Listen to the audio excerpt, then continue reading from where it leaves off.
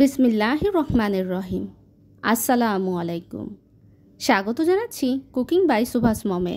আশা করছি সবাই খুব ভালো এবং সুস্থ আছেন। আজকে আপনাদের সাথে শেয়ার করব খুব সহজেই কিভাবে একটা কেককে ডেকোরেশন করা যায় তার একটা পদ্ধতি।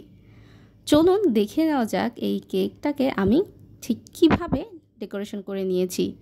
আমি একটা লেমন কেক তৈরি করেছিলাম, যেটার ভিডিওটা গতদিন দিয়েছি। আজকে সেটাকেই ডেকোরেশন করে আপনাদেরকে দেখাবো। চলুন তাহলে দেখে নেওয়া যাক। দেখুন এখানে কেকটা ঠান্ডা হয়ে গেছে। এবার এই কেকটাকে আমি কেটে নিব। আমি কেকটাকে 4 ভাগ করে কেটে নিয়েছি। আর সামান্য একটু সোজা করার জন্য ওপর থেকে জাস্ট একটুখানি কেটে এটাকে ঠিক করে নিয়েছি, কারণ ওপরটা একটু বেশি ফুলে গিয়েছিল। দেখুন এভাবে 4টা অংশে এটাকে আমি কেটে আলাদা আলাদা করে নিয়েছি।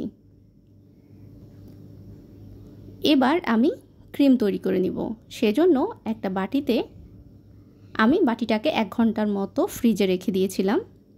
আর এখানে ঠান্ডা ক্রিমটা দিয়ে দেব এবং বিটারের 2টো স্ট্যান্ডও কিন্তু ফ্রিজে রেখে দিয়েছিলাম বাটির সাথেই। ক্রিমের সাথে আমি 1/3 কাপ চিনি দিয়ে সেটাকে খুব ভালো করে বিট করে নিয়েছি এবং লেমন কালারও দিয়ে নিয়েছি। এবার সামান্য একটু ক্রিম যেখানে কেকটাকে সেট করব তার মধ্যে দিয়ে দেব। এতে করে কেকটা কিন্তু নড়াচড়া করবে না। এবং দিয়ে দেব সুগার সিরাপ। সুগার সিরাপটা হচ্ছে 1 কাপ পানির মধ্যে সামান্য একটু চিনি দিয়ে মিক্সড করে নেওয়া। চাইলে আপনারা এটা জালিও তৈরি করে নিতে পারেন। সুগার সিরাপটা দেওয়ার পরে এর মধ্যে দিয়ে দেব ক্রিম। ক্রিমটা দিয়ে সম্পূর্ণটা খুব ভালোভাবে ঢেকে দেব। আপনারা চাইলে এখানে আপনাদের ইচ্ছা মতো ক্রিম বাড়িয়ে অথবা কমিয়েও দিতে পারেন। এভাবে এর উপরে আরও একটা লেয়ার দিয়ে দেব। একটু চেপে চেপে সেট করে দিব যাতে করে সব দিকেই সমান হয়। দিয়ে দিব সেই চিনির শিরা। এভাবে সবগুলা স্টেপ আমি পুনরায় করে নেব। সর্বশেষে উপরে আমি ক্রিমটা দিয়ে খুব ভালো করে একটা ফিনিশিং টাচ দিয়ে নেব। দেখুন ঠিক এভাবে ঘুরিয়ে ঘুরিয়ে এটাকে শার্প করে নিতে হবে। এটা 1-2 দিনের মধ্যেই করা যায় না। যারা একটু কন্টিনিউয়াসলি কেক তৈরি করেন অথবা বিজনেস করেন তারা কিন্তু খুব ভালোভাবে এটাকে শার্প করে নিতে পারেন। দেখুন আমি কোনো রকমের করেও নিয়েছি। এবার এরকম একটা স্কার্পার দিয়ে এটাকে স্কার্প করে নিব। আপনারা চাইলে যে কোনো অয়েল ব্রাশ দিয়েও এটা কিন্তু করে নিতে পারেন খুব সহজেই। এবার এর উপরে দিয়ে দিব আমি লেমন গানাশ। লেমন গানাশটা আমি তৈরি করে নিয়েছি সাদা চকলেট, সামান্য একটু ফুড কালার, আর আমি এখানে দিয়ে দিয়েছি সামান্য একটু ক্রিম দিয়ে এটাকে ভালো করে জ্বালিয়ে নিয়েছি। জ্বালিয়ে নেওয়া হয়ে গেলে যখন ঠান্ডা হয়ে গেছে তখন কেকের উপর দিয়ে ঠিক এভাবে এটাকে দিয়ে দিয়েছি।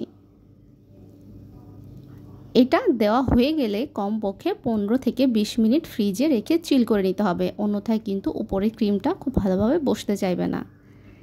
এবার আমি একটা নজেল নিয়ে নিয়েছি।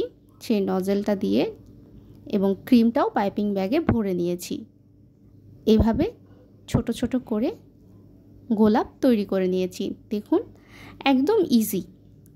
1-2 বার আপনারা যদি অন্য কোথাও চেষ্টা করেন তাহলেই কিন্তু এই গোলাপটা তৈরি করে নিতে পারবেন। আর এভাবে কিন্তু বাসায় আপনারা নামি দামি কেকগুলো তৈরি করে নিজেরাও খেতে পারেন এবং পরিবারের সবাইকে খাওয়াতে পারেন। একটা বাইরে থেকে হোমমেড কেকগুলো এবং নামি দামি শপের কেকগুলোর কিন্তু অনেক বেশি দাম হয়। চাইলেই অনায়াসে স্বাস্থ্যসম্মতভাবে বাসায় তৈরি করে নিতে পারেন।